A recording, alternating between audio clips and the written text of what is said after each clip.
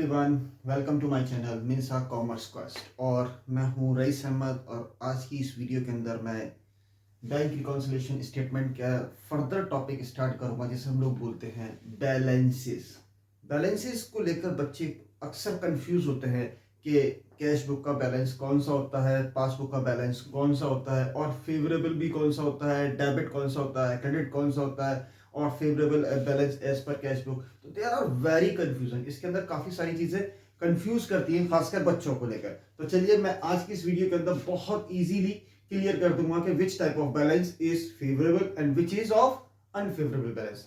और वीडियो पे आखिर तक बने रहना ताकि आपको सब कुछ समझ में आ जाए। ओके, चलिए लेट्स स्टार्ट। बैलेंस,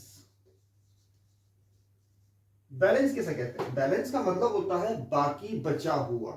अब बैलेंस दो तरीके से निकाला जाता है, यानी दो बुक्स में बैलेंस होता है। कितने बुक्स में बैलेंस होता है? Balance as per cash book और balance as per passbook.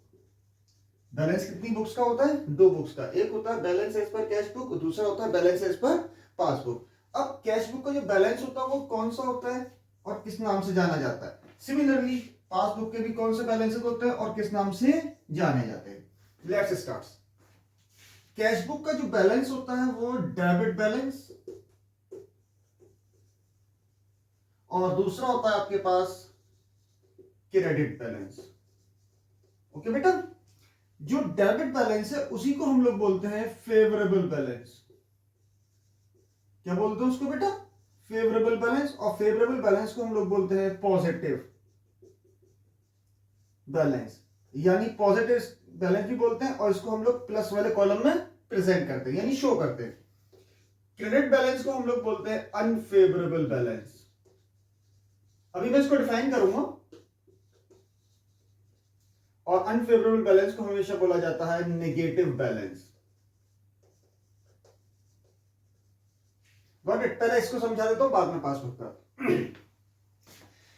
Debit balance यानी फेवरेबल बैलेंस वो कहलाते हैं जब आपका पैसा बैंक में ऑलरेडी डिपॉजिट है, यानी कस्टमर का पैसा बैंक में है, यानी आप यानी बिजनेस का पैसा बैंक में है। जब आप पैसे को बैंक में जमा करते हैं तो पैसा वो आपका है, तो वो आपके लिए फेवरेबल और बैंक के लिए भी फेवरेबल कहलाता है। Got it? उसी को हम लोग डेबिट बैलेंस कहते हैं। अब डेबिट बैलेंस इसलिए कहा जाता है because the total of the debit side is more than the total of credit side। यानी जब डेबिट साइड का टोटल क्रेडिट साइड के टोटल से बड़ा होगा तो जो बैलेंस है उसे हम लोग क्रेडिट साइड पर रिकॉर्ड करते हैं, जैसा आपने लेजर में पढ़ा था। Is that clear? लेजर में जब पढ़े थे तो हम क्या लिखते थे? By balance CD.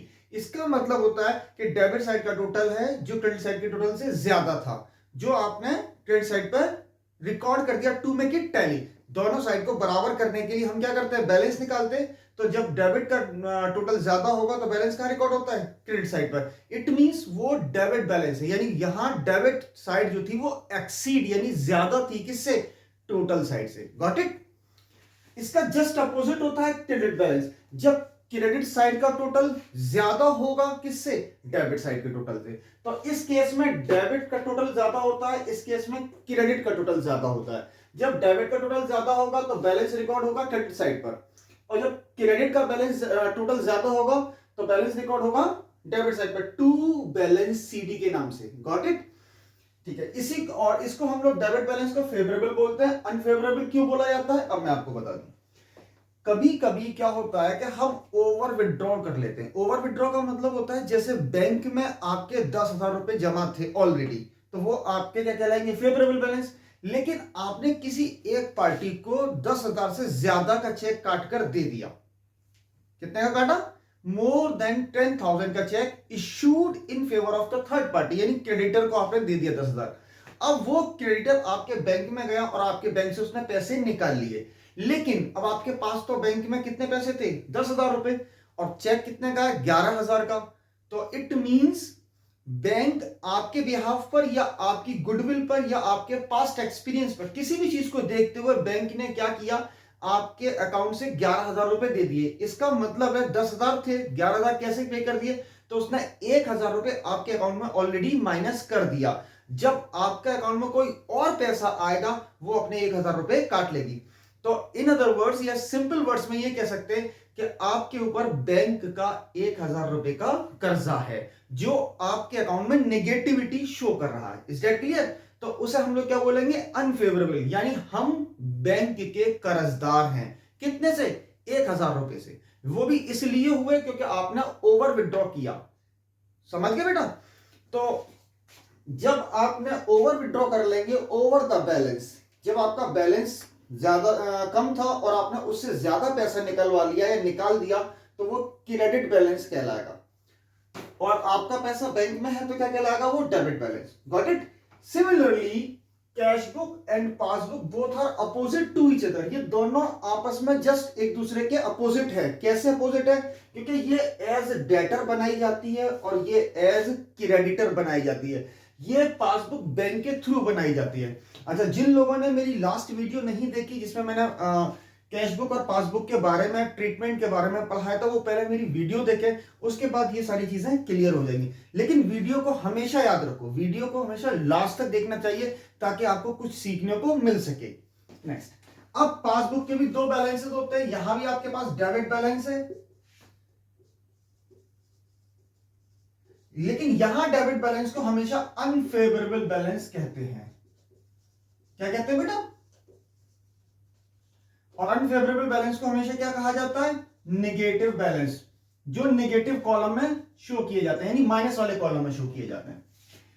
अब एक बैलेंस यहां पर कौन सा होता है? क्रेडिट बैलेंस, जिसको बैंक के अकॉर्डिंग क्या कहा जाता है? फेवरेबल, यानी इसका मतलब कस्टमर का पैसा बैंक के पास है।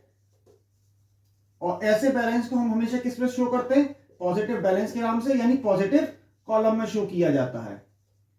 किस कॉलम में शो किया जाता है? पॉजिटिव कॉलम में। जैसे कि मैंने लास्ट वीडियो के अंदर पढ़ाया था, डेबिट मींस क्या होता है, क्रेडिट मींस क्या होता है। इन कैश और इन पासबुक, दोनों बुक्स के मैंने सब कुछ पढ़ा रखा है।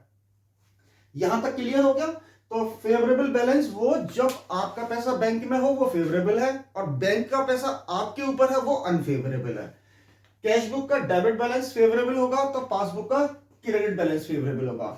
कैश बुक का क्रेडिट बैलेंस अनफेवरेबल होगा तो पासबुक का डेबिट बैलेंस अनफेवरेबल होगा। Is that clear? अब यहां से आप समझ सकते हैं कि डेबिट बैलेंस मींस क्या होता है? माइनस, और यहां क्रेडिट बैलेंस मींस माइनस होता है। और कैश बुक का डेबिट बैलेंस मींस क्या होता है? प्लस, और कैश बुक का क्रेडिट बैलेंस मींस क्या होता है बेटा?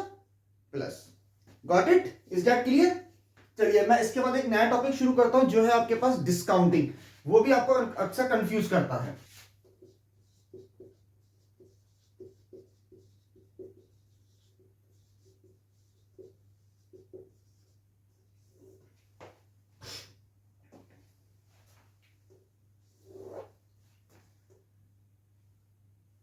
हाँ, तो next topic is that discounting of bill. एक और आता है आपके पास रिबेट। रिबेट ऑन बिल कहलाता है वो। ये क्या कहलाता है? रिबेट। दोनों टॉपिक है, दोनों को मैं एक साथ समझा दूंगा जिससे कि आपको सब कुछ इजीली क्लियर हो जाएगा। तो डिस्काउंटिंग पहले मैं आपको बताता हूं डिस्काउंटिंग कैसे कहते हैं। डिस्काउंटिंग का मतलब होता है कि आपने बिल का पेमेंट रिसीव कर लिया before due date from bank. कहां से? बैंक से। Let us take an example. मैं एक एग्जांपल सेट करता हूं इसके लिए। मान लो आपने क्रेडिट सेल की। क्या किया बेटा? आपने 10,000 रुपए की क्रेडिट सेल की और आपने उससे क्या ले लिया? एक बिल रिसीवेबल ले लिया। क्या ले लिया? एक बिल रिसीवेबल, यानी चेक ले लिया। समझ गए? लेकिन चेक जो लिया वो 10,000 का था और 3 मंथ्स लेटर, 3 महीने का चेक था। उस चेक का पेमेंट आपको मिलेगा, लेकिन कब मिलेगा? After 3 months. यानी जिस दिन आपने माल बेचा था किसी एक पार्टी को, वो उधार बेचा था और 10,000 रुपए का माल था, उस पार्टी ने आपको एक चेक दे दिया जिस पर डेट लिखी हुई थी 3 मंथ्स। जब चेक आप लेते हैं और चेक की डेट काफी होती है, मतलब एक्स्ट्रा होती है, जिस दिन आप बैंक में डिपॉजिट करते हैं उसके बाद उसका पेमेंट हो रहा होता है, तो ऐसे चेक्स को हम पोस्ट डेटेड चेक कहते हैं। क्या कहते हैं? Post dated. लेकिन ये चेक आपने डिपॉजिट कर दिया,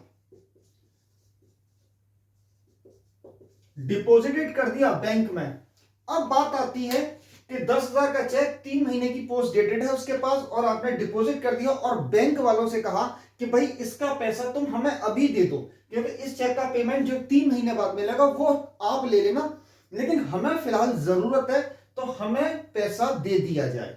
इज दैट क्लियर?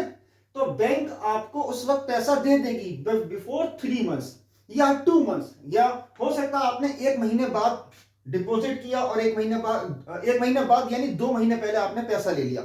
तो जितने दिन पहले यानी ड्यू डेट से जितने दिन पहले बैंक आपको पेमेंट देगी तो वो उतने दिन का इंटरेस्ट काट लेगी, लेकिन उसे हम लोग इंटरेस्ट नहीं कहते, उसको डिस्काउंटिंग चार्जेस कहते हैं। क्या कहते हैं? Discounting charges. जैसे हिंदी में कहा जाए तो भुनाना, ये क्या होता है ना, इसको भुना के लिया हो, तो वो सारी चीजें कहलाती हैं। खैर मैं खास ज्यादा हिंदी नहीं जानता, हिंदी के वर्ड्स भी ज्यादा नहीं जानता। तो डिस्काउंटिंग चार्जेस का मतलब होता है कि the amount of the bill received, receive वाला टर्म लग रहा है यहां पर, कि जब आपने किसी बिल का अमाउंट ले लिया which is post dated before due date, यानी जिसकी डेट बाद में थी लेकिन आपने उससे पहले पेमेंट ले लिया फ्रॉम बैंक। कहां से ले रहे हैं? बैंक से ले रहे हैं। तो उस केस में बैंक अपने एक चार्जेस को काट लेती है, जिसको बोलते हैं डिस्काउंटिंग चार्जेस। क्या काट लेगी बेटा? वो डिस्काउंटिंग चार्जेस काट लेगी। यानी इसका मतलब है बैंक आपके 10,000 की जगह आपको 9,900 रुपए, इट मींस बैंक ने आपके कितने काट लिए? 100 रुपए। अब ध्यान रखो, तो जब आपने चेक डिपॉजिट किया था तो कैश बुक को क्या किया आपने? कैश बुक को प्लस, यानी 10,000 रुपए से आपने क्या कर दिया था? कैश बुक को प्लस कर दिया था। लेकिन पासबुक कितने से प्लस हुई है? पासबुक भी प्लस हुई है, लेकिन कितने से? 9,900 रुपए से। इज दैट क्लियर और नॉट बेटा? जब आपने चेक जमा किया तो आपने कैश बुक में प्लस कर लिया 10,000, कि बैंक में आपके 10,000 रुपए प्लस हो गए, लेकिन जब आपने उसको डिस्काउंट कराया बैंक ने आपके फिर 100 रुपए काट के और आपके अकाउंट में यानी पासबुक में कितने पैसे प्लस किए? 9,900 रुपए। अब यहां पर डिफरेंस जो आ रहा है वो 100 रुपए का डिफरेंस है। कितने रुपए का डिफरेंस आ रहा है? 100 रुपए का। यानी कैश बुक 10,000 रुपए से प्लस कर चुके, पासबुक 9,900, तो देयर इज अ डिफरेंस। समझ में आ रहा है ना बेटा? अब ये डिफरेंस को आपको क्या करना है? रिकंसाइल, क्योंकि बैंक रिकंसिलिएशन स्टेटमेंट का मकसद क्या होता है? टू रिकंसाइल द बैलेंसेस, जो बैलेंसेस हैं उनको बराबर कर देना, उसी को हम लोग बीआरएस कहते हैं। अब उसको कैसे बराबर करेंगे? तो ध्यान रखो, cash book is more added, यानी कैश बुक को आपने ज्यादा ऐड कर दिया, कितने से? 100 रुपए से। या पासबुक इज लेस एडेड, यानी पासबुक को आपने प्लस किया लेकिन कम प्लस किया, कितने से? 100 रुपए से। तो दोनों केसेस में आप क्या करेंगे? 100 रुपए का डिफरेंस आ रहा है, यहां मोर डेबिट है यानी मोर प्लस, यहां लेस प्लस है। तो उस केस में क्या करना होगा? ये ट्रीटमेंट है इसका, यहां ट्रीटमेंट है। अगर आप कैश बुक बना रहे हैं तो क्या करेंगे? जब आप कैश बुक बना रहे हैं तो कैश बुक तो ऑलरेडी प्लस हो चुकी है, तो क्या करना होगा? -100 रुपए। और अगर पासबुक बना रहे हैं तो पासबुक ऑलरेडी लेस क्रेडिट है, तो उसको बढ़ा दो ताकि इसके बराबर हो जाए।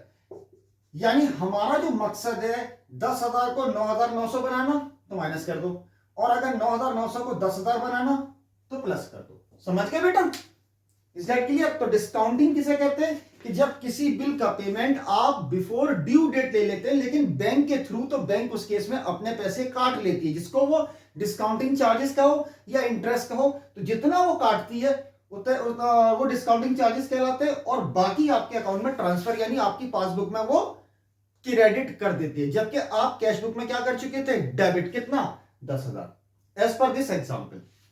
Is that clear? तो याद रखना, जब डिस्काउंटिंग ऑफ बिल का केस हो तो हम डिस्काउंटिंग चार्जेस को ही कंसीडर करेंगे। किसको कंसीडर करेंगे? सिर्फ डिस्काउंटिंग चार्जेस को, बाकी टोटल अमाउंट को कंसीडर नहीं किया जाता। और डिस्काउंटिंग चार्जेस के दो ही ट्रीटमेंट है, या तो कैश बुक बना रहे हैं तो माइनस कर दो क्योंकि वहां प्लस ज्यादा कर चुके हैं आप, और अगर पासबुक बना रहे हैं तो प्लस कर दो क्योंकि वहां आपने कम प्लस किया था। जब कम प्लस करोगे तो मोर प्लस करो, और जब आप ऐड ज्यादा कर चुके हो तो उसको लेस करो। समझ गए?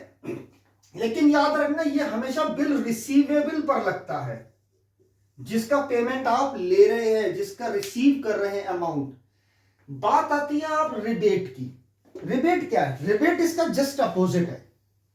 रिबेट इसका डिस्काउंटिंग का क्या है बेटा? Just opposite. अब कैसे अपोजिट है, ये रिबेट लगता है बिल्स पेबल पर। किस पर लगता है बेटा, बिल्स पेबल पर। अब बिल्स पेबल पर मतलब कैसे होता है, अब मैं आपको एक एग्जांपल सेट करता हूं इसके लिए भी। कभी कभी ऐसा होता है कि आपने जो माल उधार खरीदा, यहां तो आपने उधार बेचा है, यहां पर आपने उधार खरीदा था। जैसे एग्जांपल, आपने यहां पर क्या किया, क्रेडिट परचेज कर दी, आपने माल खरीदा 15,000 रुपए का उधार, और जब आपने माल उधार खरीदा 15,000 रुपए का, तो आपने क्या किया, उसको चेक इश्यूड, और यहां पर चेक रिसीव था। तो आपने चेक भी इशूड किया, कितने का बेटा, 15,000 रुपए का आपने चेक इशूड कर दिया उसको, लेकिन कितने दिन का, 3 मंथ्स का। 3 मंथ्स चेक मीन्स होता है कि जिस दिन आपने माल खरीदा और जिस दिन उसे आपने चेक दिया, उससे कहा कि भाई इस चेक का पेमेंट 3 महीने बाद होगा, यानी 3 महीने बाद हमारे बैंक में जाना और पैसे ले लेना। तो जो पार्टी थी वो तो अपने सुकून के साथ बैठ गई, चली गई आपको माल देकर। नेक्स्ट, अब कुछ दिन बाद आपके पास पैसे आ जाते हैं, तो उस पार्टी को आपने फोन किया, कुछ दिन बाद मतलब है 10 दिन बाद, 15 दिन बाद, या 1 महीने बाद। मान लो 1 महीने बाद आपके पास पैसे हो गए, आफ्टर 1 मंथ। 1 महीने बाद अब आपके पास पैसे आ गए 15,000 रुपए या मोर, लेकिन अभी भी 2 महीने तो बाकी बचे ना, 2 मंथ्स लेफ्ट। Got it. 1 महीने बाद, क्योंकि बिल कितने दिन का, 3 महीने का, 1 महीने बाद आपके पास पैसे आ जाते हैं, और 2 महीने बिफोर, यानी 2 महीने अभी भी बचे हैं बिल के, तो आपने उस पार्टी को फोन किया कि हाँ भाई अब जो आपके 2 महीने रह गए हैं, अगर मैं आपको 2 महीने पहले पेमेंट कर दूं, अगर मैं आपको 2 महीने पहले पेमेंट कर दूं, तो क्या आप मुझे कोई डिस्काउंट देंगे। तो वो पार्टी राजी हो गई, बोला ठीक है एक काम करो, 100 रुपए का 200 रुपए का डिस्काउंट काट लो और बाकी पेमेंट हमें दे दो। समझ गए। तो उस केस में क्या होगा कि आपने 15,000 रुपए के बजाय 14,500 रुपए का पेमेंट कर दिया, लेकिन पेमेंट कहां से हुआ, बैंक से, क्योंकि चेक तो इशूड हो चुका है। Got it. तो इस केस में आपने कितना, 500 रुपए की रिबेट हो गई या नहीं हुई बेटा, तो इसे बोलते हैं रिबेट। अब रिबेट आपका क्या है, फायदा। यानी अब ध्यान रखो, जब आपने चेक इशूड किया था 15,000 रुपए का, तो कैश बुक को क्या कर गए थे, माइनस। तो जब आपने चेक इशूड किया तो कैश बुक क्या कर दी थी आपने, माइनस कर दी थी। कितने से माइनस की थी, 15,000 रुपए से। लेकिन अब आपके बैंक से जो पेमेंट गया वो कितना गया, 14,500 रुपए, यानी पासबुक भी माइनस हुई है।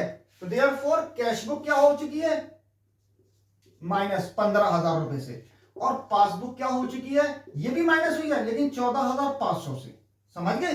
तो अब यहां जो डिफरेंस आ रहा है वो कितना आ रहा है, जो डिफरेंस है यही आपका इफेक्टिव है, क्योंकि यही जो बैलेंस है जिसको रिकंसाइल यानी मैच नहीं होने दे रहा।